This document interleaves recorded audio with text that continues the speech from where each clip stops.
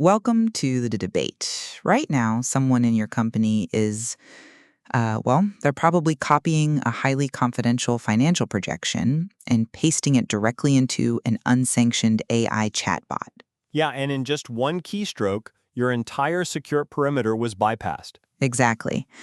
We are squarely in the middle of a massive enterprise shadow AI crisis. I mean, 98% of organizations report unsanctioned AI use by their employees, and, it's forcing us to rethink how we protect data. Right, and so the central question we are tackling today is this.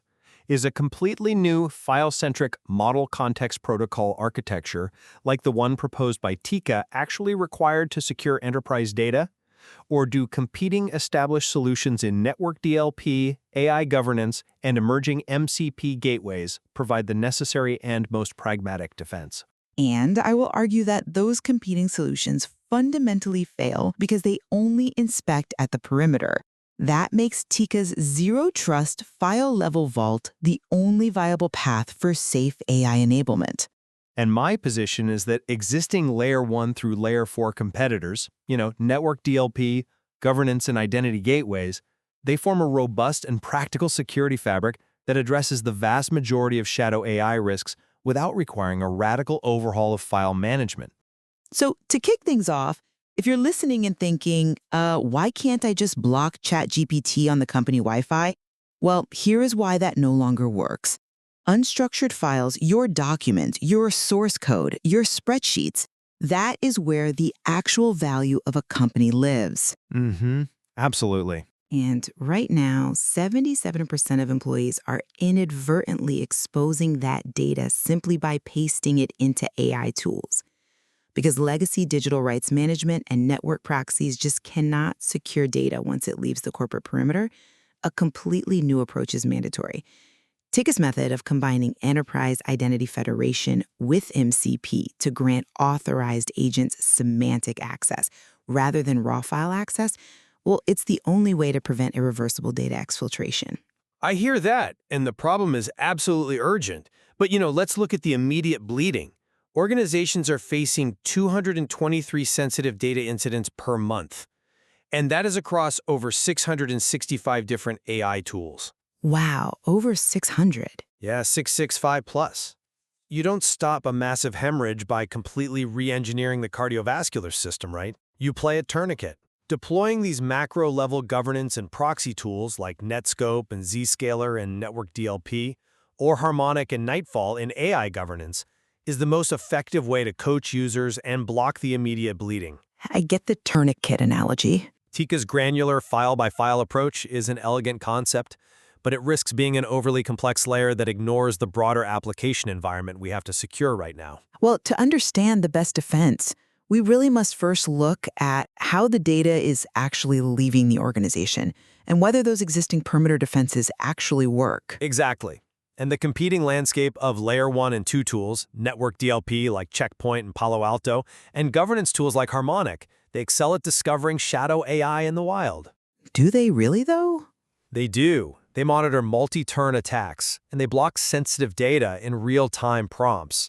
When an employee tries to paste a proprietary algorithm into an unsanctioned AI, a network proxy catches that string and stops the prompt before it ever hits the external server.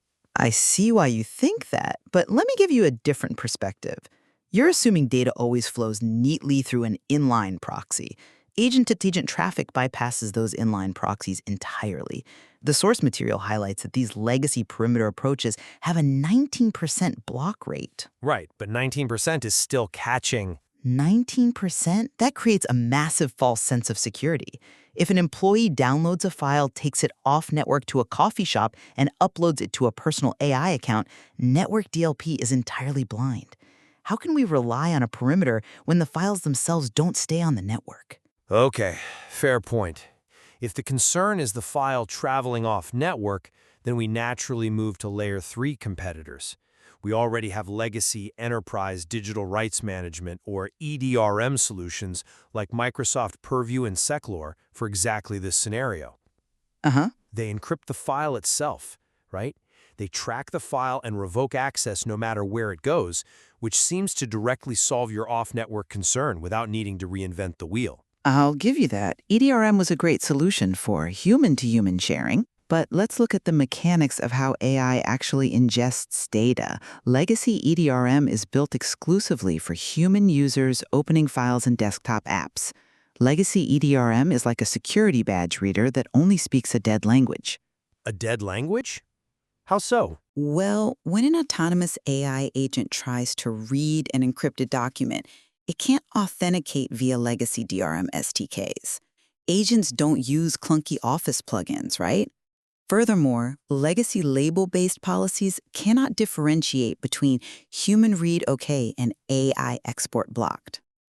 I come at it from a different way. Let's say the legacy badge reader doesn't work for an AI. That brings us to the newest competing layer designed specifically for this exact mechanism, Layer 4 MCP gateways. Okay, like who? Platforms like Proofpoint's Secure Agent Gateway and Strata Identity. They govern agent access perfectly via the Model Context Protocol. They act as the translation layer, federating enterprise identity and enforcing least privilege scoping, rendering TICA totally redundant. See, you're conflating the plumbing with the vault. It is a crucial distinction.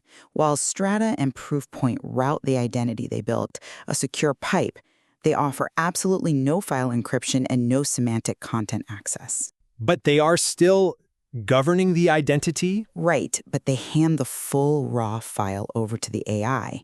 And once the AI provider has your raw file, they retain it per their terms of service. TICA has a specific architectural advantage. Instead of uploading a full file, TICA uses tools like read section or read headings. The AI sees only what it needs ephemerally, ensuring the raw file never leaves TICA's control plane. That's a compelling argument, but have you considered the friction involved? Relying on continuous enterprise identity federation and continuously logging every single MCP tool call. Who, what, which AI, when. That introduces immense operational friction compared to a streamlined gateway proxy. The friction is absolutely worth it because the cost of failure is astronomical. The average AI-related breach costs $4.63 million, and 97% of those breaches lack proper access controls.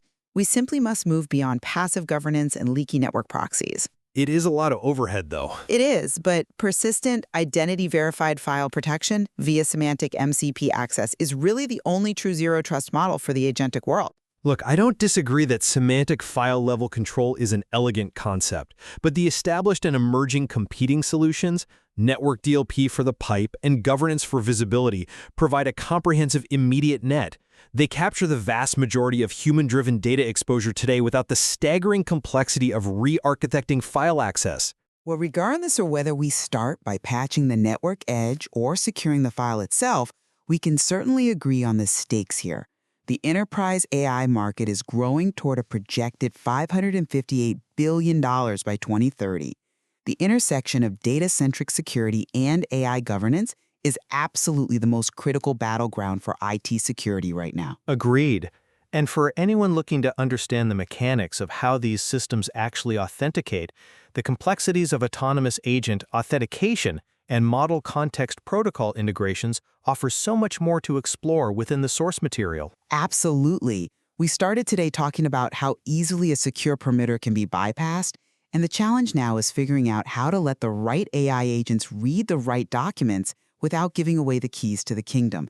We'll leave it to you, the listener, to determine which security architecture best protects the modern enterprise.